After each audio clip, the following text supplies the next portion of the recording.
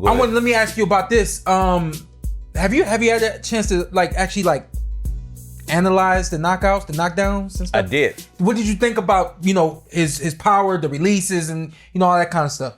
I feel like he's definitely developed in a lot of ways. I know his strength conditioning coach, Jesse Coronado, who's doing a wonderful job with him. And he's one of these guys that he always wants to study. Mm-hmm. He wants to learn from different trainers and from different top level athletes. And he's a sponge. So he's constantly growing. And like his father said, he's still young, 22 years old. Yeah. So you give him another 2 or 3 years of development and continue getting the experience for those high level fights, you're going to definitely have to deal with a guy who can be considered legendary. Mm-hmm. Now, what I wanted to ask the young man was, because I was there at the fight and I've known him since because there was no space for it. Oh, I looked at y'all. You ain't see me go like that? Nah, I just like that's it. Because I wanted to ask him. Can't see me. Take the glasses off. I can see you fine. I went like that. I gave you the. Well, here's the thing. When I look at him and I look at the dynamic between he and his father, it reminds me a lot of you and Kenny. Mm-hmm. But when I'm looking I'm watching him on stage, getting ready for the weigh-in. I talk to the father in the crowd. I say, how's he doing? He said, oh, he's ready to rock. I say, how's the weight? He said, he's fine. I said, need help? He said, no, we right there now. But he's like, no, he's good. He been there. He said, we're going to knock this dude out.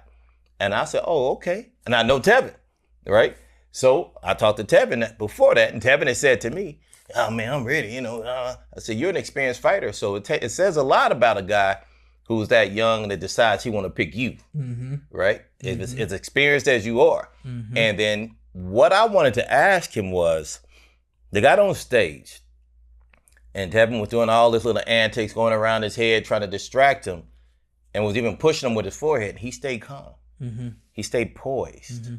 And that's the part that kind of really reminded me of you, because when you were younger in your career, I used to always call you the Tasmanian Devil, because before the fight, nothing.